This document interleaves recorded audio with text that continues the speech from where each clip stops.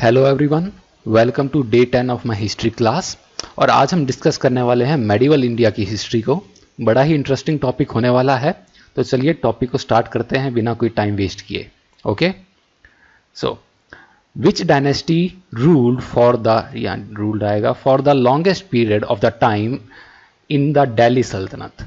दिल्ली सल्तनत में सबसे लंबे समय तक किस वंश ने शासन किया था? तो इसका करेक्ट आंसर आपका है option number C, Tughlaq dynasty.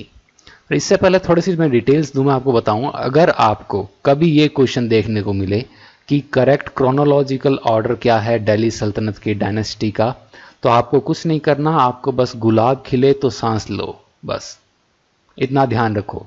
क्या ध्यान रखना है? गुलाब खिले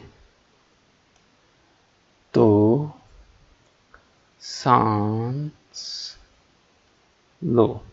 ठीक है, गुलाब से आप लोग गुलाम यानी कि स्लेव डायनेस्टी, खिले से होगी आपकी खिलजी डायनेस्टी, तो से होगी तुगलक, सांस से होगी सैयद और लो से होगी लोदी। तो ये आपका करेक्ट क्रोनोलॉजिकल ऑर्डर हो जाता है। तो इसको आई होप याद करने में आपकी दिक्कत अब नहीं होगी। तो चलिए अब तुगलक डायनेस्टी के बारे में देखते हैं। तो तुगलक डायनेस्टी ये मुस्लिम डायनेस्टी थी, टर्को इंडियन ओरिजिन की, जिसने कि दिल्ली सल्तनत में मेडिवल इंडिया में रूल किया। इसका रेन स्टार्ट हुआ 1320 एडी से और चला कब तक? 1413 एडी में। इसका फाउंडर था ग्यासुद्दीन तुगलक। ओके,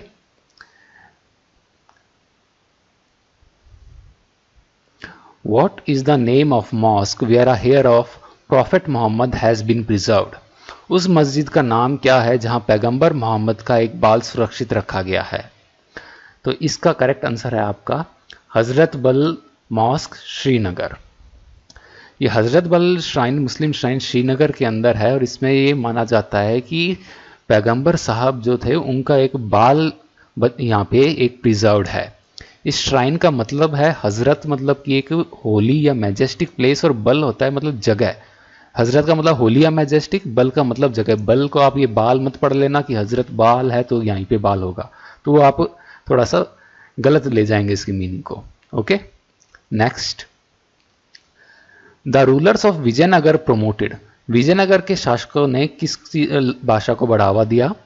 तो विजयनगर के शासकों ने बढ़ावा दिया तमिल, तेलुगु और संस्कृत को। ये विजयनगर जो एम्पायर था, इसका जेनिथ जो अपनी इसके पीक पे जब पहुंचा, श्री कृष्ण देव राय जो राजा थे, जिनके कोर्ट में तेनाली रमन हुए थे, उनके टाइम में। और इन्होंने ये सारे रूलर्स ने तेलुगु, संस्कृत और तमिल को पैट्रोनाइज किया और विजयनगर पीरियड को कहा जाता है golden age of Telugu literature. Okay, ये चीज याद रखिएगा, golden age of Telugu literature कौन सी है? तो वो है आपका विजयनगर पीरियड। तो ये भी क्वेश्चन आपका एग्जाम में बन सकता है। The capital city Daidu established by कुलबाई खान इज सिचुएटेड एट। कुलबाई खान के द्वारा स्थापित राजधानी नगर दायदो कहाँ स्थित है? तो वो दायदो आपका स्थित है बीजिंग में। कुलबाई खान ने फाउंड की थी युआन डायनेस्टी। इसने अपने छोटे भाई अलीब्यूग को हराया क्राउन के लिए, सक्सेशन के लिए 1264 में, और इसने फिर थ्रोन पे ये बैठा with the under the title जियोहान। और इसके बाद इसने अपनी कैपिटल को मूव कर दिया यांजिंग में, जो कि करंट बीजिंग है, और उसको ने रीनेम कर दिया दायडो। ठीक है, next question, Qutbuddin Aibak has not built which of the following buildings? तो कुतुबुद्दीन ऐबक ने कौन सी बिल्डिंग इनमें से नहीं बनाई है? तो ये बिल्डिंग है आपकी a, the Qila i Kuhna mosque at Delhi. Qila i Kuhna mosque, इसको शेर शाह सूरी ने बनवाया था जब इसने हुमायूं को पराजित कर लिया और पुराने किले पे इसने कब्जा कर लिया, तो इसके बाद खुद के प्राइवेट यूज के लिए शेर शाह सूरी ने ये मॉस्क बनवाया था। The Mughal paintings reached it's Zenith during the reign of. Mughal चित्रकला अपने चरम पर किसके शासनकाल में पहुंची थी? तो वो इसका शासनकाल था आपका जहांगीर का। तो जहांगीर ये पेंटिंग्स और को ये पैट्रोनाइज करता था। शाहजहां आपको ध्यान होगा आर्किटेक्चर के अंदर इसका इंटरेस्ट था, जहांगीर का था पेंटिंग्स में। तो मुगल पेंटिंग्स ये अपने जो पीक पे पहुंची जहांगीर के टाइम में, तो जहांगीर के टाइम बहुत बड़े बड़े पेंटर्स होते थे, तो इनमें से कुछ एक के नाम हैं, जैसे अब्दुल हसन, बिशन दास, मधु, अनंत, मनोहर, गोवर्धन एंड उस्ताद मंसूर। तो अगर क्वेश्चन ऐसा कोई आ जाए कि उस्ताद मंसूर किसके दरबार में थे, तो आपका आंसर होगा जहांगीर। तो इनमें से किसी का भी नाम पूछ सकता है। तो आपका अगर नाम कोई पूछे कि इन पेंटर्स में से किसी का और पूछे दरबार, तो आपका आंसर होगा जहांगीर। तो इन नामों को भी थोड़ा सा गौर कर देना। Who among the following was the first to make use of artillery in warfare in medieval India? मध्यकालीन भारत में युद्धों में सबसे पहले तोपों का प्रयोग निम्न में से किसने किया था? तो सबसे पहले तोपों का प्रयोग किया था आपके बाबर ने, जो ये अपना हुआ था फर्स्ट बैटल ऑफ पानीपत 1526 में। इसके अंदर इसने आर्टिलरी यूज ली थी अंडर द गाइडेंस ऑफ ये ऑटोमन गन मास्टर थे उस्ताद अली कुली। इन्होंने बताया था कि कैसे कैनन्स को डिप्लॉय करें जिससे कि बैटरिंग को एफिशिएंटली यूज कर सकें। तो हुआ क्या कि जो इब्राहिम लोदी था उसने फुल फ्रंटल अटैक कर दिया इनके ऊपर। तो इससे क्या होगा कि ये कैनन्स को बहुत ही अच्छे से एफिशिएंटली यूज कर पाए, और उससे क्या हुआ कि इनके हाथी पैनिक कर गए और इस वजह से ये हार गए इब्राहिम लोदी। और तो इसके बाद से क्या हाथियों का यूज होना फिर कम हो गया अपने वॉरफेयर के अंदर, इंडियन वॉरफेयर के अंदर। वरना आपको ध्यान है इंडियन वॉरफेयर में हाथी बहुत ज्यादा यूज होते थे। मैंने आपको बताया था मगध एम्पायर में कितने ज्यादा थे। Al Biruni came to India with, Al Biruni Bharat किसके साथ आया था? तो अल बरूनी भारत आया था महमूद ऑफ गजनवी के साथ। ये तो सबको पता होगा। अल बरूनी आया था महमूद ऑफ गजनवी के साथ। ये कोर्ट एस्ट्रोलॉजर था महमूद ऑफ गजनवी का। और इसने किताब कौन सी लिखी थी, ये ध्यान रखिए, किताब तारीख अल हिंद। ये बहुत इंपॉर्टेंट है। ये किताब, इसका बुक का टाइटल देता है और पूछते हैं कि ये बुक किताब तारीख अल हिंद किसने लिखी थी, तो वो है अल बरूनी ने। ठीक है, ये चीज आपको याद रखनी है यहाँ पे। हु एस्टैब्लिश्ड दीवान ए मुस्तखराज, दीवान मुस्तखराज, मुस्तखराज। ठीक है, तो दीवान मुस्तखराज की स्थापना किसने की थी? तो दीवान मुस्तखराज की स्थापना की थी अलाउद्दीन खिलजी ने। इसका ये दीवान का मतलब होता है डिपार्टमेंट। ये डिपार्टमेंट किस चीज़ का था? एक तो ये कि रेवेन्यू, ये जो है आपका, ये कितना बकाया रह गया और उसको कैसे कलेक्ट करना है, ये सारा देखभाल के लिए दीवान मुस्तखराज के लिए कई इसने एस्टेब्लिश किया था। ठीक है। The first Indian Hindi scholar of Mughal period was, Mughal काल का पहला भारतीय हिंदी विद्वान कौन था? तो हिंदी विद्वान आपका था मलिक मोहम्मद जैसी। तो मलिक मोहम्मद जैसी ये अवधी डायलेक्ट के अंदर लिखते थे और इनके सबसे फेमस वर्क है पद्मावत। ये पद्मावत इन्होंने लिखी थी 1540 में। इसके अंदर क्या है, आपने मूवी भी देखी होगी, अलाउद्दीन खिलजी ने जो कॉन्क्वेस्ट किया था चित्तौड़ का, उसके बारे में ये है। अलाउद्दीन खिलजी ने कब किया था? 1303 में। तो इनकी रानी पद्मिनी और जो रावल रतन सिंह के जो थे वहां पे, उनके ऊपर ये अटैक किया था अलाउद्दीन खिलजी ने। तो आप देखेंगे लगभग ये 2.5 सेंचुरीज बाद लिखी गई थी बुक, ये पोइम, इसके बारे में, अलाउद्दीन खिलजी के कॉन्क्वेस्ट के। और इनका और क्या दूसरे वर्क्स हैं, इनके और इंपॉर्टेंट वर्क्स हैं अखरावत एंड आखिरी कलाम। तो एक सिग्निफिकेंट चीज मैं आपको बताऊं यहाँ पे, जैसे अलाउद्दीन खिलजी के टाइम जैसे पोइट हुए थे अपने Amir Khusrau, who is known as parrot of India, उनके अंदर ये रानी पद्मिनी और इनका जिक्र नहीं मिलता है। ये पहली बार रानी पद्मिनी का जिक्र पद्मावत में ही मिलता है आपको, उससे पहले जिक्र नहीं मिलता। ये बड़ी सिग्निफिकेंट बात है। Sugandha Devi who issued coins with the figure of seated Lakshmi was a queen of, Sugandha Devi who issue, ये जिन्होंने बैठी हुई लक्ष्मी माँ की छवि वाले सिक्कों को जारी किया था, कहाँ की महारानी थी? तो वो महारानी थी आपकी कश्मीर की। ठीक है, 10th सेंचुरी के अंदर इन्होंने वहां पे कश्मीर की ये महारानी थी। नेक्स्ट, द कीर्ति स्तंभ tower of victory at Chittor was built by, Chittor का कीर्ति स्तंभ का निर्माण किसके द्वारा करवाया गया था? तो वो करवाया गया था आपके राणा कुंभा के द्वारा। राणा कुंभा ने ये करवाया था। चित्तौड़गढ़ फोर्ट, ये राजस्थान है, उसके अंदर ये 22 मीटर ऊंचा टावर है। ये किस लिए बनवाया था? कि अपनी जो ये विक्ट्री इनकी हुई थी मोहम्मद खिलजी, ये मालवा का था, उसके अगेंस्ट, तो उसको कमेमोरेट करने के लिए ये बनवाया था। और ये कौन सा स्टाइल ऑफ आर्किटेक्चर है, ये भी इंपॉर्टेंट क्वेश्चन बनता है। तो ये है सोलंकी स्टाइल ऑफ आर्किटेक्चर। ध्यान रखिएगा, सोलंकी स्टाइल ऑफ आर्किटेक्चर है ये आपका। ठीक है। Next question, the Upanishads were translated bye Dara Shikoh in Persian under the title. Dara Shikoh ने उपनिषदों का फारसी में किस शीर्षक के साथ अनुवाद किया था? जैसे दारा शिकोह कौन था? दारा शिकोह औरंगजेब का बड़ा भाई था। ये चीज़ भी आपको ध्यान रखनी है। तो ये आपके औरंगजेब के भाइयों का नाम भी आ जाता है, तो ये इनमें से कौन सा औरंगजेब का भाई नहीं था, ऐसा क्वेश्चन भी बन जाता है। तो ये चीज़ भी आपको याद रखनी है। औरंगजेब के 3 भाई थे, दारा शिकोह, शाह शुजा और मुराद बख्श। तो ये चीज़ आप ध्यान रखेंगे। तो इसका क्वेश्चन का करेक्ट आंसर है आपका ऑप्शन नंबर बी, सीर अकबर। ठीक है, दारा शिकोह जैसे भी बता, शाहजहां का बेटा था और औरंगजेब का भाई था। इसने उपनिषद को पर्शियन में ट्रांसफर किया। सीर अकबर नाम था। सीर अकबर का लिटरल ट्रांसलेशन है द ग्रेटेस्ट सीक्रेट। ये चीज आप ध्यान रखिए। Okay, next, which of the following languages was in Vogue during Mughal period in the courts of India? Mughal काल के दौरान भारत की अदालतों में, अदालत क्या मतलब, दरबार हो गए, ठीक है, कई बार क्या ट्रांसलेटर, मुगल दरबार में कौन सी भाषा चलती थी? तो ये आपकी थी फारसी यानी कि पर्शियन। अब ये ऑप्शन बी। तो ये मुगल्स जो थे स्टार्टिंग में तो क्या ये टर्को मंगोल प्रैक्टिसेस फॉलो करते थे और चगाटी लैंग्वेज बोलते थे, लेकिन धीरे धीरे पर्शियनाइज्ड हो गए और पर्शियन जो लिटरेचर है उसको इंडियन कल्चर के साथ ले आए और इंडो पर्शियन कल्चर अपना स्टार्ट हो गया। और ये फिर पर्शियन लैंग्वेज अपनी एक ऑफिशियल लैंग्वेज वहाँ के मुगल जो दरबार है उनकी बन गई है। ठीक है, next question, who among the following ladies wrote a historical account during the Mughal period? निम्न में से किस महिला ने मुगल काल के दौरान एक ऐतिहासिक वृत्तांत लिखा था? तो आपका करेक्ट आंसर है सी, गुलबदन बेगम। गुलबदन बेगम कौन थी? ये बाबर की बेटी और हुमायूं की हाफ सिस्टर थी। इन्होंने ये अकाउंट लिखा हुमायूं के बारे में क्योंकि उनके जो नेफ्यू थे अकबर, उनकी रिक्वेस्ट पे इन्होंने फिर हुमायूं की बायोग्राफी लिखी, हुमायूं नामा। तो अगर आपको क्वेश्चन आता है हुमायूं नामा किसने लिखा था, तो आंसर होगा आपका Gulbadan Begum. Okay, next question, the writer of Ramcharitmanas Tulsidas was related to which ruler?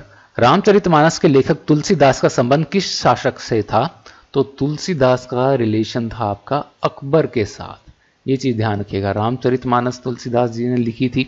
Tulsidas ji Akbar के कंटेम्परेरी थे और अब्दुल रहीम खाने खाना ये तुलसीदास जी के बहुत बढ़िया दोस्त थे और रामचरितमानस के जो अवधि में लिख रहे थे ये, तो इसके लिए इन्होंने हेल्प भी की थी। ये अच्छे टर्म्स पे थे। रामचरितमानस कौन सी लैंग्वेज में लिखी गई थी? अगर ये क्वेश्चन आता है तो आपका आंसर होगा अवधी डायलेक्ट जो हिंदी का है उसमें लिखी गई थी। ठीक है, ये चीज भी आप याद रखना। Next question, Itimad ud Daula was the diwan of Mughal court during the reign of? Itimad ud Daula किसके शासन में मुगल दरबार में दीवान हुआ करता था? तो वो आपका है जहांगीर। इतिमाद उद दौला और कोई नहीं, ये नूरजहां के पिता ही थे और नूरजहां की शादी से पहले ही ये इनके वजीर और चीफ दीवान रहे थे और अपनी डेथ तक ये वजीर और चीफ दीवान उनके रहे थे जहांगीर के दरबार में। अच्छा, जहांगीर आपको मैं बता दूं ये जहांगीर किस लिए फेमस है? जहांगीर का दरबार अपनी वो बाहर इनकी चेन वो लटकती थी ताकि कोई भी जिसको भी न्याय मांगना होता था वो किसी भी टाइम वो चेन खटखटा सकता था, उसको न्याय राजा देते थे। तो ये भी आ सकता है कि किसके कौन से राजा इस चेन के लिए प्रसिद्ध हैं, तो ये क्वेश्चन भी आपका बन सकता है। तो ये भी चीज आप याद रखेंगे। Which Sufi's dargah is at Ajmer? Ajmer में किस सूफी की दरगाह है? तो अजमेर में आपकी है मोइनुद्दीन चिश्ती की दरगाह। मोइनुद्दीन चिश्ती आपके ये इनको कहते हैं गरीब नवाज यानी बेनिफैक्टर ऑफ द पुअर, जो गरीबों का ख्याल रखने वाला है उसको कहते हैं गरीब नवाज।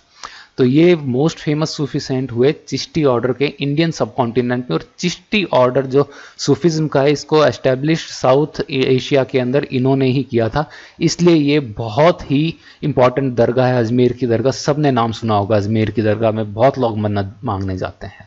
तो ये इसीलिए इंपॉर्टेंट है क्योंकि he was the founder of Chishti order in the South Asia. Okay, next question, which one of the following sultans impose tax on Brahmins? निम्न में से किस सुल्तान ने ब्राह्मणों पे कर लगाया था? तो ब्राह्मणों पे पहले कोई कर नहीं लगता था, वो अलाउद्दीन खिलजी तक ने कर नहीं लगाया उनके ऊपर, जबकि अलाउद्दीन खिलजी ने काफी टैक्सेस और लगाए, काफी ये रेवेन्यू और के लिए इसने काम किया था, लेकिन टैक्स पहली बार लगाया फिरोज तुगलक ने, फिरोज शाह तुगलक ने। फिरोज शाह तुगलक का ये था, रेन चला 1315 से 1388 में। ये 45 साल की उम्र में दिल्ली का सुल्तान बना था और he was a quite efficient ruler, Firoz Shah Tughlaq. तो ये इसने कैनाल और बनवाने में काफी काम किया था फिरोज शाह तुगलक ने। Next, who was the architect who designed Taj Mahal? Taj Mahal को डिजाइन करने वाला वास्तुकार कौन था? ये डिजाइन का सीधा डिजाइन ही ट्रांसलेट कर दिया गूगल ट्रांसलेट ने, हे भगवान। तो वो था आपके उस्ताद ईसा। उस्ताद ईसा शिराजी, इनको अपने जानते हैं उस्ताद अहमद लाहौरी के नाम से। ये एक पर्शियन आर्किटेक्ट थे जिनको की क्रेडिट क्या जाता है, दिया जाता है कि ये ताजमहल के आर्किटेक्ट थे, चीफ आर्किटेक्ट। अपने क्या मेनली याद रख लेते हैं लाहौरी से, अब एग्जामिनर लाहौरी देता ही नहीं, कैसे करेंगे? तो ये फिर दोनों नाम बताने इसलिए ज़रूरी हो जाते हैं, उस्ताद ईसा शिराजी या उस्ताद अहमद लाहौरी। वो ये भी दे देगा उस्ताद अहमद भी, खाली उस्ताद अहमद दे देगा, लाहौरी नहीं देगा। तो आपको दोनों नाम पूरे आप थोड़ा सा याद कर लीजिए इसके। Gujak is the name of the place where, Gujak एक स्थान का नाम है जहां पे, गुजक वो जगह है जहां पे Jaipal met his enemy Sabuktigin, Jaipal अपने दुश्मन सुबुतगिन से मिला था। ये जयपाल कौन था? जयपाल एक राजा अपने यहाँ के था, हिंदू शाही डायनेस्टी का, और इनका किंगडम ये अफगानिस्तान और पाकिस्तान रीजन के अंदर पड़ता था। तो ये काफ़ी ये गजनवीज के साथ इनके एनकाउंटर हुए और इन्होंने गजनवी के जो भी शासक रहे थे उनको इन्होंने कई बार हराया भी था। ये सुबुतुद्दीन ये कौन थे? ये जो अपन को ध्यान है महमूद ऑफ गजनवी है, उनके ये पिता थे। तो ये इन्होंने कई बार, ये महाराजा जयपाल ने इनको कई बार डिफीट भी किया और ये सुबुतुद्दीन इनको ट्रिब्यूट भी पे करते थे, लेकिन अल्टीमेटली फिर इन्होंने हरा दिया महाराज जयपाल को सुबुतुद्दीन ने। और फिर आपको जैसा ध्यान है, इनके बेटे महमूद गजनवी ने फिर जयपाल के बेटे आनंद पाल को भी हरा दिया था, एक डिसाइसिव बैटल हुआ था वाहिंद में। ठीक है, next question, Shahjahan built the Moti Masjid है। शाहजहां ने मोती मस्जिद का निर्माण कहां करवाया था? तो मोती मस्जिद का निर्माण शाहजहां ने कराया था आगरा में। ये आगरा के अंदर इन्होंने मोती मस्जिद का निर्माण कराया। ये निर्माण, ये मोती मस्जिद किस लिए कहलाया? मोती मस्जिद ये इसलिए कहलाया क्योंकि ये मोती की तरह चमकता था। शाहजहां ने और कौन सी बिल्डिंग बनाई? ये सबको पता है, ताजमहल बनाया, सबसे इंपॉर्टेंट बिल्डिंग है। तो ये मोती मस्जिद ये बनवाया था ताकि इसके जो मेंबर ऑफ रॉयल कोर्ट हैं जो, वो उस मॉस्क को अपने लिए यूज ले सकें। ठीक है, विच one of the following pairs is correctly matched? निम्न में से कौन सा युग्म सुमेलित है? तो इसमें से आपका है सबसे सही, आपका पड़ता है option number A, Abdul Hamid Lahori and Shahjahan. Abdul Hamid Lahori जो थे एक ट्रैवलर थे और मुगल पीरियड के अंदर जो आए यहाँ पे, और शाहजहां के कोर्ट के हिस्टोरियन बन गए। इन्होंने बुक लिखी थी बादशाह नामा, ये शाहजहां के शासनकाल के बारे में। तो बुक अगर पूछा जाए किसने लिखी थी बादशाह नामा, तो आपका है अब्दुल हामिद लाहौरी। ये चीज आप याद रखेंगे, किसके बारे में लिखी थी? शाहजहां के बारे में। Next question, select the correct order, सही क्रम का चयन कीजिए। तो आपके इनमें से सबसे पहले कौन आए थे? आपके सबसे पहले आए थे निजामुद्दीन औलिया, जिन्होंने आपको बोला था हुंस दिल्ली दूरस्त। तो एक ही ऑप्शन रहता है अपना फिर, तो ऑप्शन नंबर ए, हुंस दिल्ली दूरस्त। किसके लिए बोला था इन्होंने? गयासुद्दीन तुगलक के लिए। हुंस दिल्ली दूरस्त, अभी दिल्ली दूर है। ठीक है, उनके बाद आए कबीर, फिर आई मीराबाई। मीराबाई कौन थी आपको पता है? ये अपने राजस्थान की रॉयल फैमिली को बिलोंग करती थी मीराबाई, और भगवान कृष्ण की भक्ति करती थी। फिर तुलसीदास थे, ये भगवान राम के भक्त थे और अकबर के टाइम में आए। ठीक है, तो ये सारा आपको ध्यान होगा। कबीर अपने ध्यान ही है सबके, कबीर जी के दोहे हम सब ने पढ़े हैं। ये काफ़ी एक रिफॉर्मर थे, ग्रेट मतलब थिंकर थे, फिलोसोफर, और भक्ति मूवमेंट के। इनके गुरु का नाम क्या था? रामानंद था। ये भी सबको याद होना चाहिए, कबीर जी के गुरु कौन थे? Ramanand. Next question, in medieval India मनसबदारी system was introduced mainly for. ये जो मध्यकालीन भारत में मनसबदारी प्रथा की मुख्य रूप से शुरुआत की गई थी? तो ये की गई थी इफेक्टिंग क्लीन एडमिनिस्ट्रेशन, स्वच्छ प्रशासन को प्रभाव में लाने के लिए। मनसबदारी सिस्टम ने अकबर ने ही इंट्रोड्यूस किया था। इसके अंदर क्या था कि मनसबदार होता था, उसको अपनी सैलरी में से एक थोड़ा सा कोटा निकालना पड़ता था, घोड़ों के लिए, हाथियों के लिए, और जो बीस्ट ऑफ बर्डन, जो बोझा ढोने वाले पशु होते हैं, उनके लिए। ठीक है, और ये सैलरी किसी भी फॉर्म में हो सकती थी, कैश भी हो सकती थी या जागीर भी हो सकती थी, ठीक है, तो ये चीज़ भी आप याद रखिएगा। तो ये जागीर और कैश ये बहुत ही सिग्निफिकेंट चीज़ थी, ये अकबर के रेवेन्यू सिस्टम की। ये चीज़ आगे क्वेश्चन आगे जाके आएगा आपके। Muhammad bin Tughlaq was proficient in, Muhammad bin Tughlaq कुशल किस चीज़ में था? तो मोहम्मद बिन तुगलक कुशल था फिलोसॉफी में, ठीक है। मोहम्मद बिन तुगलक को कई सारी लैंग्वेजेस का भी ज्ञान था, जैसे पर्शियन, अरेबिक, तर्किश और यहाँ तक कि संस्कृत का। इसको फिलोसॉफी, मैथमेटिक्स, एस्ट्रोनॉमी, मेडिसिन, कई सारी चीज़ों का ज्ञान था। कैलीग्राफी का भी ज्ञान था। इसको सिर्फ एक चीज़ नहीं आती थी, वो था प्रशासन चलाना, एडमिनिस्ट्रेशन, जो कि राजा का मेन काम है। इसको इसीलिए कहा जाता है वाइजेस्ट फूल। क्या कहा जाता था? वाइजेस्ट फूल, ठीक है। तो ये चीज़ भी आप ध्यान रखिएगा कि वाइजेस्ट फूल किसको बुलाया जाता है हिस्ट्री में, तो इसको कहा जाता है मोहम्मद बिन तुगलक को। Before coming to Akbar's court, Mian Tansen was in the service of, Akbar के दरबार में आने से पहले मियाँ तानसेन किसकी सेवा में थे? तो वो थे राजा ऑफ रेवा की सेवा में, ठीक है। तो ये चीज़ आप याद रखेंगे कि तानसेन का लगभग जो कैरियर था, जो हिंदू किंग ऑफ रेवा जो थे राजा रामचंद्र सिंह, वहाँ के जो उनके दरबार के अंदर ही बीता था और वहाँ पे इनको काफ़ी प्रसिद्धि मिली। अकबर के कोर्ट में तो ये 60 वर्ष की उम्र में आए थे, ठीक है। तो ये चीज़ आप ध्यान रखिएगा। आपने तो अकबर के कोर्ट के लिए याद रखते हैं, लेकिन मेनली इनका काम लगभग पूरी जवानी इनकी रामचंद्र सिंह जो राजा थे उनके कोर्ट में निकल गई। Which of the following aspects is not common to both Bhakti movement and Sufi movement, Bhakti आंदोलन तथा सूफी आंदोलन में के निम्न में से कौन सा पहलू एक जैसा नहीं था? देखिए, पर्सनल लव ऑफ गॉड दोनों के अंदर था। वर्शिप ऑफ आइडल ये नहीं होता आपका सूफीज्म के अंदर। मिस्टिसिज्म जो होता है, विजिट टू होली श्राइन, सारा कुछ होता है, लेकिन सूफीज्म क्या है? मूर्ति पूजा नहीं करते सूफी लोग। ये चीज आप याद रखिएगा। तो आपका करेक्ट आंसर क्या है? आपका option number B. Which one of the following statements is not correct, निम्न में से कौन सा कथन सही नहीं है? Ali Mardan Khan introduced the system of revenue farming in Bengal, Ali Mardan Khan ने बंगाल में राजस्व कृषि की प्रणाली शुरू की थी। नहीं, ये गलत है, क्योंकि ये फारूक शियार ने स्टार्ट की थी। फारूक शियार, मुगल एम्परर फारूक शियार ने ये स्टार्ट की थी। Sawai Jaisingh of Amber had Euclid's Elements of geometry translated into Sanskrit, तो ये अंबर के सवाई राजा के पास संस्कृत अनुवाद था यूक्लिड के एलिमेंट्स ऑफ ज्योमेट्री का। ये भी सही है। महाराजा रंजीत सिंह ने ये मॉडर्न ये फाउंड्री मैन्युफैक्चर, ये मतलब तोप बनाने की रखी थी दराई घर, तो ये भी सही है। टीपू सुल्तान ने मैसूर में पैसे दिए थे सिंगेरी में जो शारदा माता का मंदिर के लिए, तो ये भी सही है। तो ये चारों में से पहला ऑप्शन आपका गलत है। हाँ, टीपू सुल्तान ने रुपीस दिए थे इसके लिए।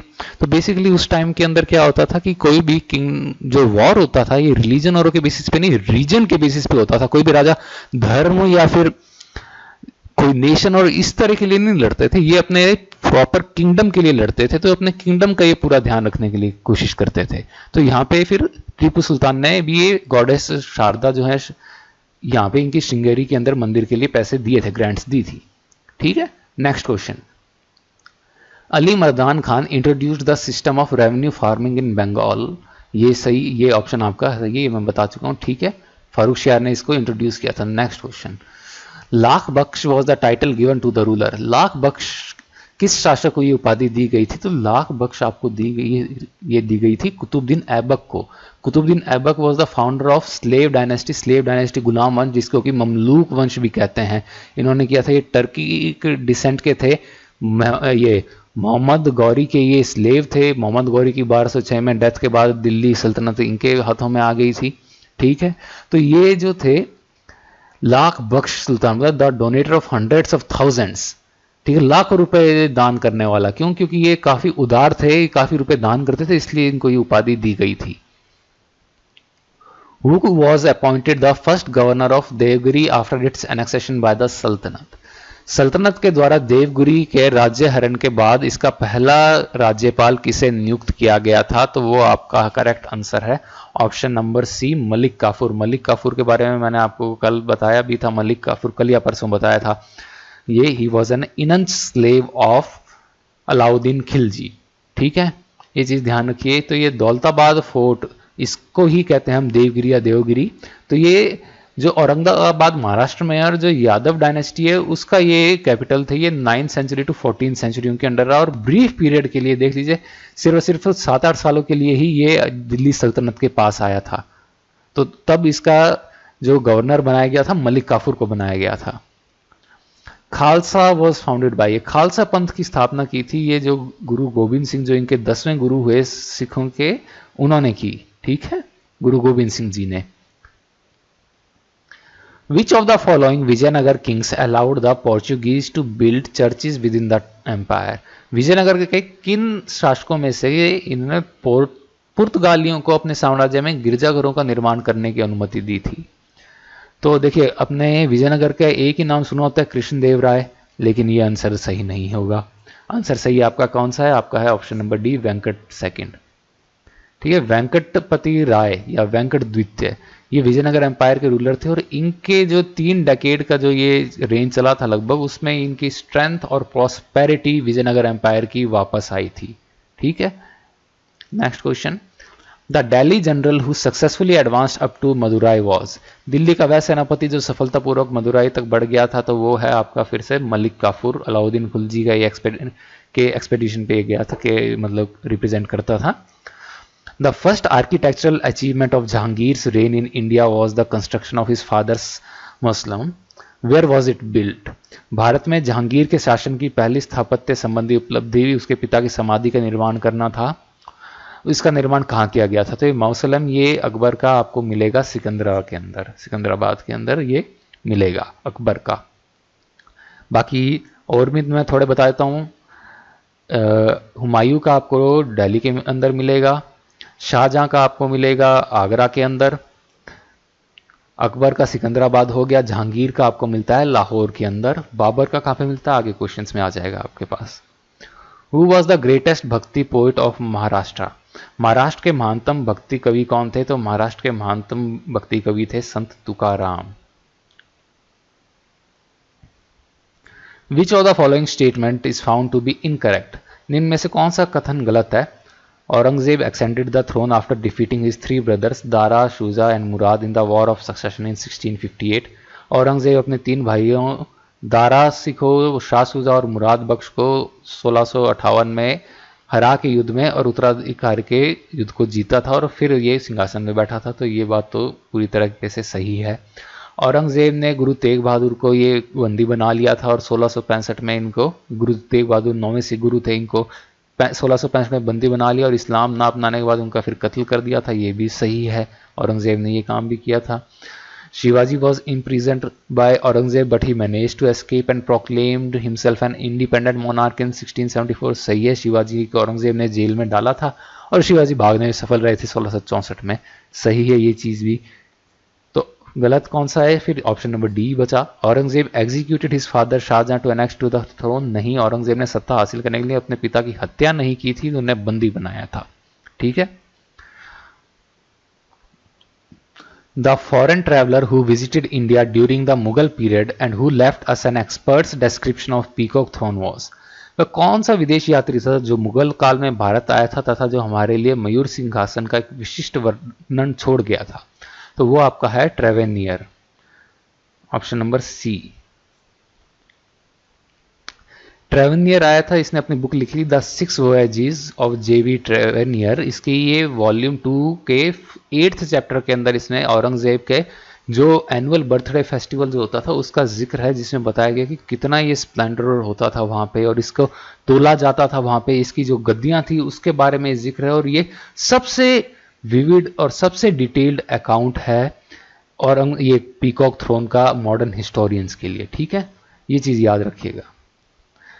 विच nawab of Bengal shifted his capital from Murshidabad to Monghyr, तो बंगाल के किस नवाब ने अपने राजधानी मुर्शिदाबाद से स्थानांतरित करके मुंगेर कर ली थी? तो ये आपका करेक्ट आंसर है मीर कासिम।